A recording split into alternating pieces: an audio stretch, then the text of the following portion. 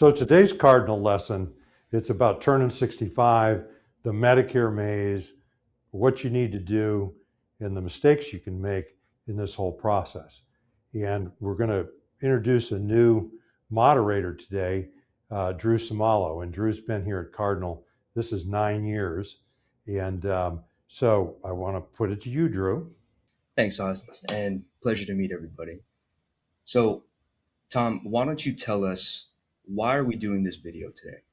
Yeah, I mean, Medicare, of all the things we do, is one of the most confusing and people know the least about when they come through our doors, right? I mean, they just don't know how it works. And you pick up the book, the Medicare and You book, and you start reading through that, you're going to walk away more confused than you started. And it's important to know how it works and make the right decisions, because some of these decisions will live with you the rest of your time on Medicare. So you need to get it right.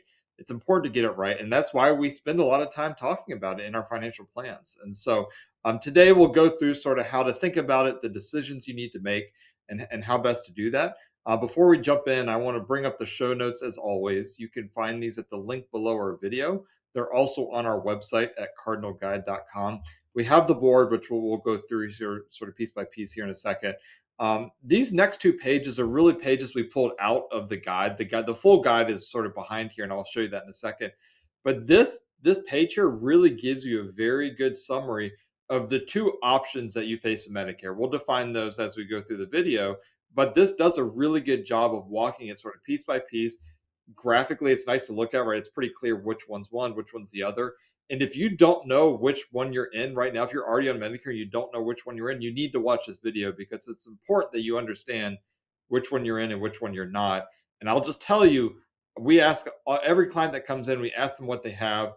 Most people get pieces right, pieces wrong. They confuse the two pieces there. So again, you need to know how this works. And then the next page, if we're going into Medicare supplements or Medigap plans, we'll talk about that later. These are the different options we have. We'll explain that here a little bit. And then behind that is the full guide. So those were just two important pages pulled out of the full guide. If you want more information, you want to really read through this, go for it.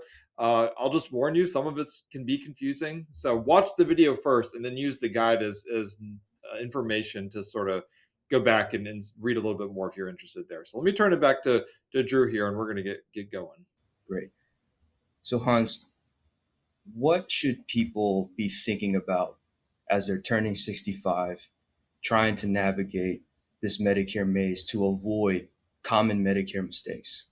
Well, thanks, Drew. What makes it a maze is you've got these decision points. You're either going to go here or you're going to go here. And this is right at 65. You need to make a decision. Am I going to sign up for Medicare or am I going to delay? So that's a decision right in front of you. And if you make the wrong decision, you face penalties under Medicare. And we can do another video on penalties. We're not going to get that deep today, but if you get this wrong, you could face penalties, and they're lifetime penalties. So when we go through here, and there's only one way you can not sign up for Medicare, it's only one excuse, and if you want to call it an excuse, for not signing up at 65, and that's that you have creditable group insurance from work. So you have active work going on, you're still working at 65, and your group insurance that you have through work is creditable by Medicare. And if it's creditable, you can delay signing up for Medicare until you retire and lose your group insurance. And this can be not only from you, it can also be from your spouse. So you could be turning 65 and your spouse, you're retired or you're working somewhere without group insurance, but you're on her group insurance, and or vice versa. And she's still working, and then your covered spouse, that counts as well, as long as it's creditable group insurance.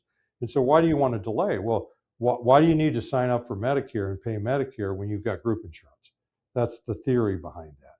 And then if you do this and you delay, then when it's time for you to sign up for Medicare, when you lose that group insurance, you're going to have to prove to Medicare that you had that group insurance for that whole period of time, that you were covered by the group insurance, and then they're going to give you a dispensation from the penalties. That's what it amounts to. Now let's talk real quickly. What is creditable group insurance? It's a group where there's more than 20 employees covered by the group insurance. Okay, that's just a simple way to understand it.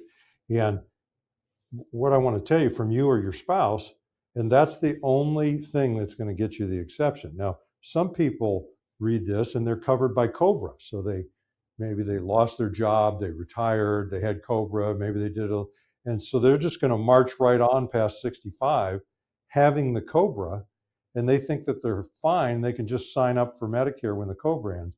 Doesn't work. Okay. The COBRA is not creditable group insurance. Same thing with ACA, Affordable Care Act coverage. If you're paying a premium for that and you have a subsidy or whatever, you've got to end that and you got to sign up for Medicare. Same thing with small group. Small group is the situation I'm in. When I was 65 here at Cardinal, our group is smaller than 20 employees. So I did not have the option of staying on the group insurance. So I removed myself from the group. I signed up for Medicare. So that's a critical point. And then everybody else that doesn't fall under that exception, you're going to sign up for Medicare's parts A and B. Drew? Tom, we see on the board you at 65, but when should people begin looking into actually signing up for Medicare and looking at their Medicare options? Yeah, I think it's a good question because at the end of the day, you're going to know when it's time to start looking because you're going to start getting a lot of mail. I'll tell you, you get very popular right around when you turn 65. But back to Hans's point here, that doesn't mean you necessarily need to sign up. And I see mistakes both ways, right? I see people think, oh man, I read all this stuff. There's penalties if I don't sign up. I have to sign up right now. And they're still working. And it could hurt them long term if they sign up when they don't need to. I have an example I'm dealing with right now where a lady, she signed up right when she was 65. She was still working. She thought she was doing the right thing, right? I want to avoid the penalties. I'm 65. Let me sign up. And this was like 5 years ago. And now she's getting ready to retire and she's had health issues come up. She's got a cancer diagnosis. She has some other things going on. And she's got to answer health questions on the Medicare supplement right now because she missed her open enrollment window. We'll get to Medicare supplements in a second, but that's tied back to your Part B effective date. So she signed up for Part B thinking she was doing the right thing, never signed up for the secondary insurance because she didn't need it because she had the group coverage, and now it's causing problems. And so again, it's important to know, do I need to sign up and should I sign up? And then on the flip side, we have people like Hans was mentioning where typically they're pretty wealthy people who can afford to pay the COBRA premiums. They can afford the ACA coverage. They're worried about doing other things. They're not focused on Medicare, and they sleep right through signing up for Medicare, thinking they're good. Oh, I have insurance. I don't need this Medicare. And then they miss their window to sign up. And now you're dealing with lifetime penalties for the rest of their life, right? And so that's also a problem. So to Drew's question is you need to understand when to start looking. Once you've made the determination that it is time to sign up, right? I'm either don't have credible coverage or I'm retiring. In terms of the timing of when to actually enroll in Medicare, you can do that 3 months in advance. So if you were turning 65 in, I don't know, August of this year, you count 3 months backwards, July, June, May, you could sign up, you could start that sign up process in May. So it's always 3 months in advance is when you can start that process. I've had people call in that they're needing to sign up like the next day. You can get it done. It's stressful because Medicare doesn't work, quickly. If you're dealing with the government, they're not always the most efficient. So I certainly would recommend looking at least a couple months in advance, up to 3 months in advance is when you can actually enroll in Part A and Part B. And then you get into the next decision we have to make, which we have on the board here. So I'll turn it back to Drew here. That's great. So Hans, for our viewers, we've signed up for Medicare. What are the next decisions that we need to start thinking about to make sure our coverage is appropriately in place? Well, we're right here in the maze. Okay, you'll notice, and we started before, we had to make a decision, are we going to sign up now or not? And then I understand your question, right? Now we've signed up, we got Part A and Part B. What's the next decision we have to make? And this is where people go wrong. So you're on original Medicare, and this is a binary decision, is you're either going to stay on original Medicare and buy a supplement, or you're going to leave original Medicare and you're going to buy a Medicare Advantage plan. Okay.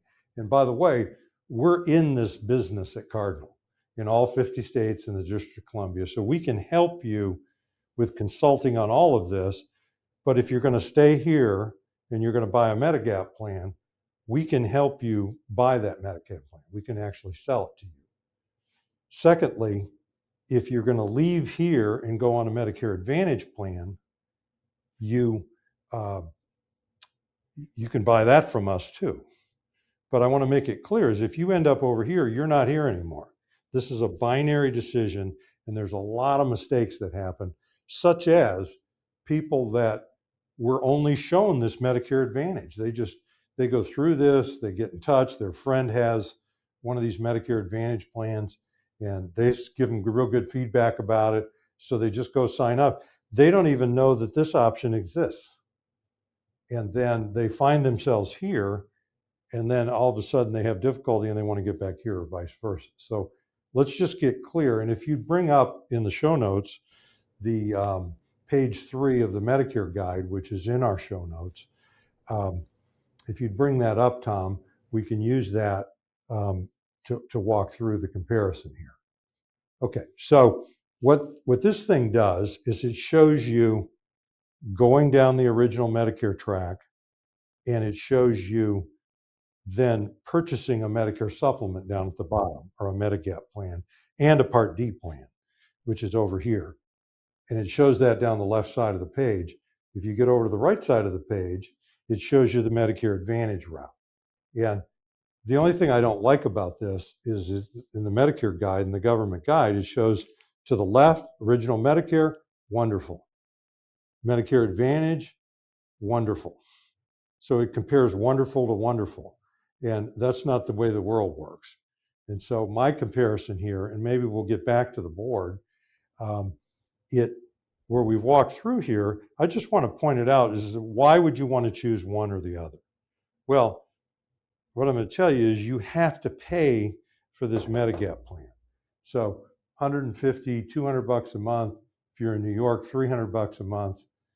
If you're in Florida, maybe $250 a month. If you're in South Florida, I mean, this costs money. So people that are trying to save on that money and not have to pay for a Medicare supplement plan or a Part D plan, they may want to go over to the Medicare Advantage. Okay.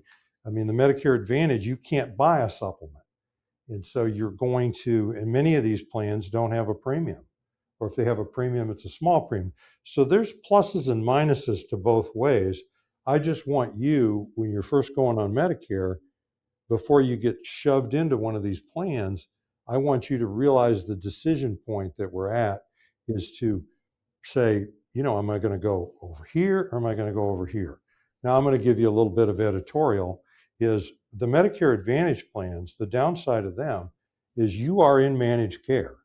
So when you have something going on and you're going to have surgery or some type of a treatment plan, there can be many situations where your doctor has to go to the plan and ask for permission to do whatever they're going to do to you.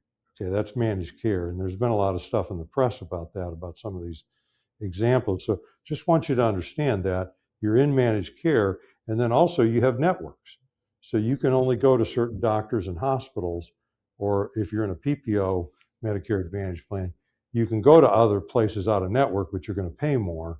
So you've got those are really the two downsides to a Medicare Advantage plan. And then when you go over to the original Medicare plus a supplement, the upside to that is you don't have to mess with Medicare. As long as the doctor takes Medicare, you're under original Medicare. You go to any doctor really in the United States. You're traveling, you want to go to a research hospital. I know with my wife had some bad health that's come up, and we've gone to the local research hospital, and we didn't have to, we're both on Medicare. We didn't have to mess with any of this stuff. It would have been horrible if we would have been limited to the network and then the treatment options that are inside of the Medicare Advantage plan. So just for me personally, I'm over here. And so the downside, as I mentioned earlier, to being over here is you got to pay the premium for that Medigap coverage. And you got to pay the premium for the Part D coverage. And many cases, that's either going to be less over here. So Drew, I want to push it to you. Sure. Tom, we have a lot of folks who come to us, and just like Hans mentioned, they're not attracted to the cons, of course, of the Medicare Advantage side, but are they required to get a Medigap policy if they stick with original Medicare A and B? So you don't have to. There is no one that's going to force you to sign up if you don't, if you just don't want to. Having said that, I would never recommend staying with just original Medicare without a Medicare supplement. We'll get into the plans here for a little bit, right? But if you look back in the show notes, we have this chart that lays out all the Medicare supplement plans here. So there's a lot of options available there, right? I mean, right now, if you're newly signing up to Medicare, the G plan is the most comprehensive. It covers the most things. If you're not willing to pay that premium, you can look at an in plan. It's a little bit less expensive, a little bit less coverage, or there's even a high deductible G plan where the premium is much less. So, I don't want to get into the super detailed onto those, but the reason that you need to have a supplement, if you go the original Medicare route, is unlike group coverage or unlike the Medicare Advantage plans, original Medicare by itself does not have a maximum out of pocket. Right. So if you think back to when you're working, you have group coverage, you look at your health insurance card, there's going to be a deductible listed on there, there's copays listed on there, and there's this line that says max out of pocket. What that is the most that you would have to pay in any given year for health coverage, right? Doctor's visits, hospitalizations, surgeries, that's the limit. What's nice about that is it limits your exposure, it limits your liability of what you could have to pay in a year. Original Medicare by itself does not have that. And so there's a lot of expenses with Medicare that fall under Part B.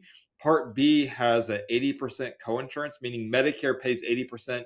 You have to pay the other 20%. But that other 20% has no cap. So you get a $100,000 bill, which is not, in these days, is not out of the realm of possibility at all. If you go to the hospital and having surgeries and different things, you get a $100,000 bill and you have to pay 20% of that, that's $20,000 out of pocket. And it could be more than that. So again, you need to have, if you're going to go the original Medicare route, which a lot of our clients choose that route, you need to have a supplement, and we can help shop those supplements around. One of the things that I want you to know, and this is also important if you're already on Medicare that a lot of people sort of forget, is these supplements are standardized. So if you have a G plan, that G plan is identical to the next company's G plan. The coverage is exactly the same. I can tell you that very definitively without even knowing who you have or what you're looking at. They're exactly the same coverage. And so the only difference is price, right? These companies charge different amounts for different companies. And sometimes it's a big difference, right? There's a huge difference between the most expensive and the least expensive option. And so it pays to shop this around. It pays to get the least expensive option. Even if you've been on this coverage for 5 years, it's been great. You've used it a lot. Which is why you might not want to leave. Just know that if you switch, the other company is going to provide the same coverage and you might pay a fraction of the cost. So we do this a lot with our clients. If you're watching and you're already on Medicare, call us. We can help shop around to see which plan is the best option for you, which company is. And so that's one thing to keep in mind for the supplements. But back to Drew's question, if you're going to stay on original Medicare, you certainly need to add a supplement to it. Even if it's one of these other plans, like a high deductible plan, an N plan, a G plan, doesn't really matter, but you need to have something there because that's going to limit your potential exposure if you get really sick. Hans, once people decide to go the Medicare supplement route, what else should they be looking into to complete their coverage? Well, it goes a little bit into Tom's question. This 6 months of open enrollment when they signed up for Medicare Part B back when they're turning 65. I mean, the first thing you need to know is you can choose from any company in your state who all offer the same plans, but they charge different prices. You can choose any company you want. So, when you're asking what should they be looking at, well, the first thing they need to decide if they're in open enrollment, especially if they have chronic illnesses that might prevent them later from changing companies. This is a real serious decision right at the beginning of picking the particular company you're going to do business with. And then we're going to get into in a second the plan that you're going to choose. So before we do that, I want to go back and cover something that we kind of missed, is that when you're signing up for Medicare Part B, you're going to pay $202.90 a month. If you're already on Social Security, they're going to take this out of your Social Security check. But if you're not on Social Security yet, you're going to be paying $202.90 per month for Medicare Part B. And then if you have a high income, you're going to be paying for IRMAA as well. And we have other videos on IRMAA. We're not going to dig into that today. But I just want to tell you it's there. And if you have a high income, like as a single, more than 109,000, as a couple, more than 218,000, and you had that income 2 years ago. So I don't want to get into the details of it, a little word of caution. But the point I want to make is everybody has to pay for Part B of Medicare, and they have to pay $202.90 a month in 2026. And that's if you're on original Medicare, or if you go over to a Medicare Advantage.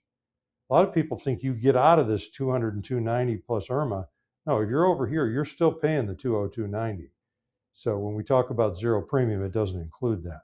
So I wanted to make that distinction and just cover what we missed before we jump into the supplements anymore.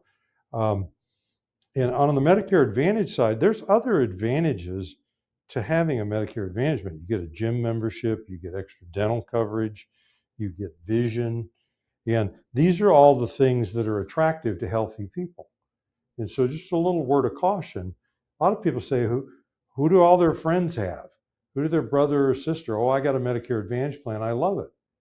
Here's the word of caution, is if your friends and relatives are healthy, of course they love it because they got all these extra benefits, the deductibles, the co-payments, their standard doctors don't matter. So if you're going to go by that customer satisfaction of somebody that's on one of these, you want to talk to a few people that have gotten sick on these things. You don't want to just talk to healthy people. So that point I wanted to make. Now let's just I want to push it to Drew. Now let's dig into the Medicare supplement. So Drew? So Tom, in the show notes, I noticed that we've got the chart with the different supplement plans. And on our board, we have G plan has the most coverage. But what are some of the other choices that people would come across while they're doing their research? Yeah, so it depends on age, and I'll come back to that statement in a second. But right now, if you're just turning 65, you're new to Medicare, really the two most common plans, and this is not just us, this is across the industry, is going to be the G plan or the N plan. N is in Nancy. And so those are going to be the two most common ones. The G plan, like Drew mentioned, is the most comprehensive. The only thing it doesn't cover, again, if you're looking at the chart, is the Part B deductible. And so that's the first amount that you have to pay out of pocket for Part B expenses. It's very sort of, Hans might actually remember the exact amount. I'm blanking on it now. It's like $200 and something annually right now. $283 there we go. Annual deductible for Part B. So 283 is the only out-of-pocket expense that you have for the Part B deductible, which is the only thing the G plan doesn't cover. When you look at the N plan, that it's also not covered. You have some co-pays, right? So if you go to the doctor, you go to emergency room, there's some co-pays on the N plan. That's another difference. And then a big one in my mind is the N plan does not cover excess charges. And so what an excess charge is the doctor's office, when they contract with Medicare, they agree to what Medicare is willing to pay for certain services. The doctor's office is allowed to charge more than that, up to 15% more than what Medicare says they're willing to pay. And just if you didn't know this, Medicare doesn't really pay them a whole lot on a lot of this stuff. So of course the doctors would like to charge more if they could. But they cap it at 15%. That's what that excess charge is. That's that extra 15%. The N plan does not cover that. I will say that you don't run into that often, right? So that's not to mean it won't happen in the future, right? That certainly the doctors are allowed to do it. As they start getting cut back on the payments, they might start doing that more and more. But I at least want to point that out, is that is something the N plan will not cover, the G plan does. Another common plan, especially for people who've been on Medicare a while, right? So again, this is back to my earlier comment about age, is if you started Medicare prior to 2020. So again, that's 6 years ago. But if you started Medicare before then, you still have access to the F plan. F is in Frank. And so that plan actually covers the Part B deductible as well. So you really have no out-of-pocket costs on that plan. And so again, if you've been on Medicare a while, that still exists. If you're new to Medicare, G plan is the most common. The other option that we'll see some people use, especially in states that charge more for supplements, think New York, think some parts of Florida are really expensive. There's other states that have really higher costs than here in North Carolina, for example, is you start looking at a high deductible G plan. That's going to have a much higher deductible than 283 of the Part B deductible there. I think it's like, 2950 is the deductible. So 2,950 is that high deductible for the high deductible G plan, but now your premium is much lower. So that's another option that people consider. Again, we help do this all over the country. We're licensed in all 50 states. Each company, once you decide on the lettered plan, a G plan, an N plan, a high deductible G, then you can shop that around from company to company to see who's offering the best price. Too often I see people come in saying, I want Aetna, I want Mutual of Omaha, I want United Healthcare, and they're sort of starting with that first, as opposed to starting which plan they want first and then shopping that around. So you really want to choose sort of the first decision you want to make is, do I sign up for Medicare? Once that's made, now we make a decision. Do I go the Medicare supplement route, Medicare Advantage route? Once we've made that decision, let's say we're going the Medicare supplement route. We then decide what lettered plan you want. So let's say you want a G plan.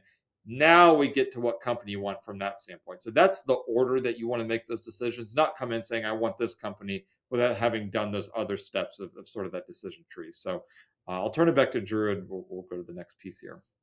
Hans, can you please explain, because we get this question a lot, how is it that these companies can charge such different rates for the same plan? Yeah, Tom, could you bring up the page 7 in the show notes of the grid? Because I think for all of you watching, if you go to the show notes, all of what Tom just said is here in this graph that you're looking at right now. And now I want to answer your question. I was actually in the insurance business, and this came about in 1990, where all these plans were standardized. And it was really invented by the government, and they decided to call them Plan A, B, C, Plan D, Plan F, Plan G, and just so on and so forth. There's 10 plans up there. And what the check boxes are whether this particular benefit is covered or not.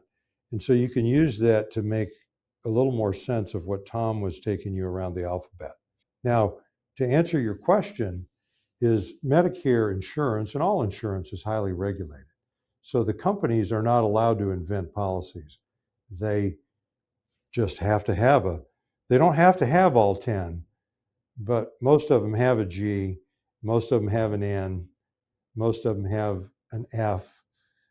So they can pick and choose. They have to have an A. And so now I want to answer your question, is when you go through, and we have a rate calculator on our website. In some of our previous Medicare videos, Tom goes in there and shows you how to use it. That's at cardinalguide.com.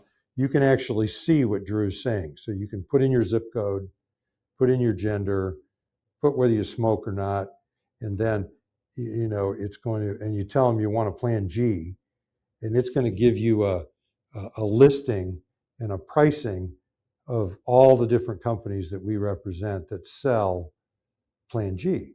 And as you just said, Drew, the prices are different. You're going to have some of them charging you $140 a month, some of them charging you $190, and other ones charging $240. I mean, they're just all over the board. And a lot of customers ask us that question. How can this be? I just went and bought one because I figured since they're all the same, they have to all charge the same. Wrong. The companies get to set the price. And those prices are set on their expectations of claims. And they all look at it differently.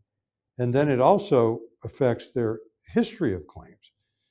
I mean, so then the company is going to have the price set by whatever they're actually paying out. And those are all over the board. And that's why you need to consult somebody, an independent insurance agent like us, that represents most of these companies, or in some states, all of these companies, so that we don't really care which one you buy. I mean, we're going to give you our recommendation, There's some that we kind of like you to stay away from. There's some of them maybe we're going to recommend, but we're going to let price be a big determining factor in our recommendation. Drew? One note I wanted to add, just with Tom mentioning the Plan N and those excess charges, he's right. Doesn't come up often. And something that a lot of people don't know is Medicare.gov will actually let you know, as far as they are aware, which doctors do not have those excess charges. And so if you have the Plan N, like my father does, and you're concerned about that, maybe you have to go see a specialist or you get referred somewhere and you want to just have an idea of what to expect, you can do a little research ahead of time that can help you plan for whatever appointment it is that you're going for. Okay. And so, Tom, moving on here, can you please expand a little bit about that Part D block on the board and what that decision looks like? Yeah, so if you go the Medicare supplement route, one thing that is not included is coverage for medications. That's what Part D of Medicare is. It covers the drugs, the medications. If you go the Medicare Advantage route, that's oftentimes included in the plan that you're buying. So it's all grouped into one. The Medicare supplement route, you need to buy a separate plan. One of the nice things about sort of separating the benefits apart from each other is you get to pick and choose the best option of each, right? I could pick the best supplement and then go pick the best drug plan. I don't have to just pick the one company and just take sort of both. But what that looks like is you go on, you can do this right on Medicare.gov, and you type in your medications, you type in what pharmacy you use, and it will run an analysis. It will look, okay, based off your current medications, which plan is going to be the least expensive. Unlike the Medicare supplement plans, these are not standardized. They are very different from plan to plan. Premiums are drastically different. Deductibles can be different. Medication coverage can be very different. Is it on their formulary? Is it not? So this is one that you probably do need to look at annually. You can do that during the fall. If you're already on Medicare, the annual enrollment for drug plans as well as Medicare Advantage plans is between October 15th and December 7th. So during that window of time, you can review your drug plans. With the supplement, once you're on the supplement, you don't really have to make any changes. That will roll into the next year. If you don't want to change anything, just ignore it. You stay on it. The drug plan will do the same thing. If you don't do anything, you'll stay on that plan, but it could be drastically different the next year than you had the current year. So you do probably want to look at that annually to see if you're still in the best one. You could have had different medications prescribed. They could have changed the plan. There's a lot of options there. But at the end of the day, you want to sign up for that. A common question we get is, okay, I'm not on any medications. Why do I need a drug plan? Which is a reasonable question, right? If you're not taking medications, why do I need a plan that covers them? And the reason for that, the reason we still recommend getting one, even if you're not on medications, is if you don't sign up when you're first eligible and you don't have other coverage, or you don't have group coverage, you don't have anything else, and then you try to sign up later, Medicare is going to penalize you for not having out a plan for when you first started to when you eventually sign up. And we can go into the details later if you want. You can call us, but there's a penalty, and that penalty also is a lifetime penalty. That will stick with you the rest of the time you're on Medicare.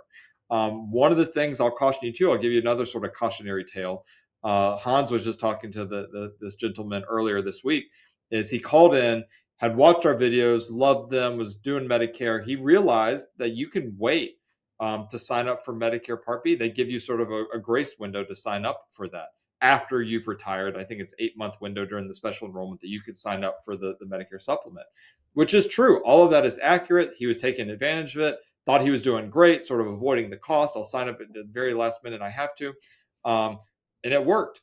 The thing he missed is he didn't sign up for a drug plan as soon as he lost his group coverage. And where that's an issue is that window of time is a much shorter window as what you have to sign up for Part B. He only had 60 plus days that he had to sign up for a drug plan. He didn't know that. He waited the 8 months to sign up for Part B of Medicare. That worked. There was no issue there. He tried to sign up for a drug plan, and then he got the note back that he's going to be penalized for the rest of his life. So again, there's a lot of nuance here, a lot of different dates, a lot of different things to consider. Call us. I mean, we are here to help. We can walk you through that. Even if our advice is don't do anything, stay on your group coverage, don't sign up for Medicare. We give that advice all the time. Our goal is to get you in the best spot possible. And there's a lot of things you can miss here. And like we mentioned earlier, those misses can have penalties that stay with you forever. And looking at the title of our board here, the and beyond portion, Hans. Can you explain what it looks like for us here at Cardinal to help our clients review their Medicare supplements? Tom mentioned that you have an annual period for Part D prescription plans and Medicare Advantage, but what about Medicare supplements? Well, the first thing I'm going to say to that is just look at the screen here. You know, you've got one guy leading the thing that's almost 68, and you got another guy that's been here 13 years. He's 34, and you have another 34-year-old guy who's been here 9 years.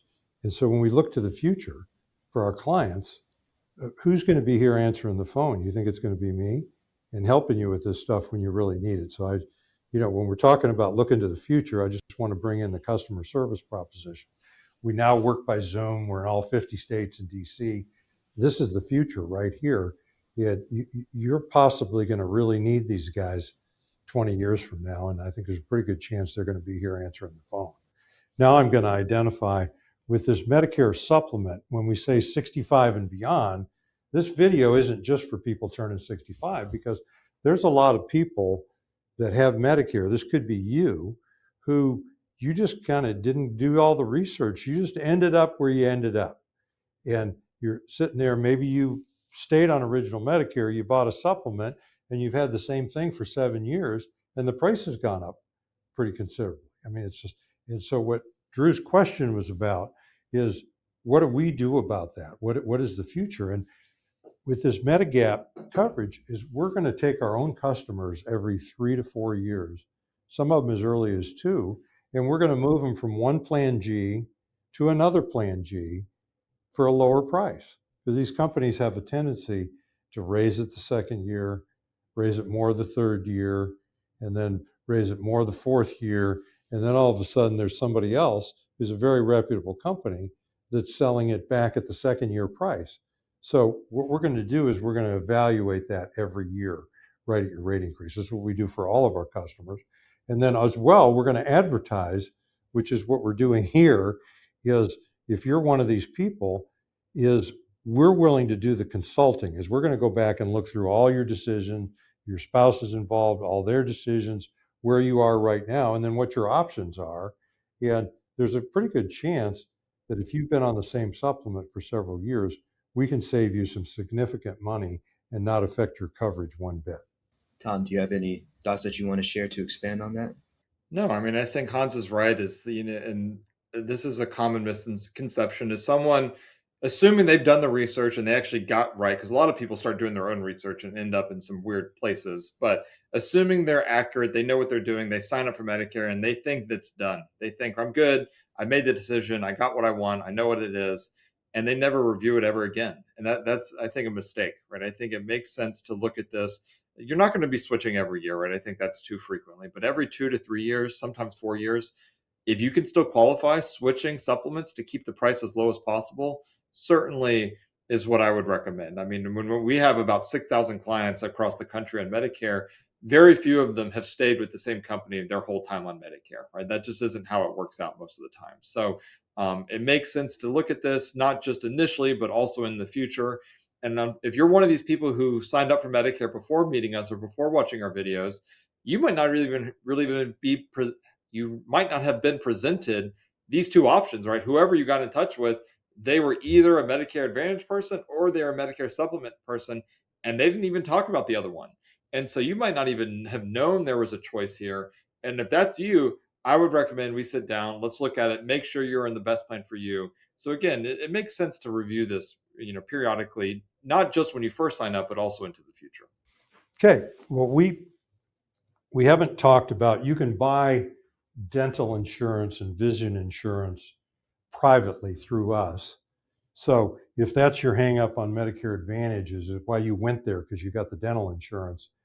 If you go the original Medicare and the Medigap, you can get the Medigap from us, you can get the Part D from us. You can also, we have several carriers that have private dental and vision insurance. So what I want to do is I want to just look through, in the scope of financial planning, what did we cover today? Well, obviously the whole video has been around Medicare and supplementing it, or your Medicare Advantage plans. We want to talk about Social Security, because that That's actually where you go to sign up for Medicare, and then they take the premium out of your Social Security check. So we've covered that. We haven't talked about the fact that Medicare, for the most part, doesn't cover long-term care. So you're going to need to get separate insurance and a separate plan for that. We haven't talked about IRAs, nor have we talked about income or estate planning. We have about taxes to a little bit. Many people look upon this IRMAA as a tax. So with that being said, I'm Hans Scheil. And I'm Tom Griffith. And I'm Drew Samalo. And we thank you very much for listening. Thank you. Thanks.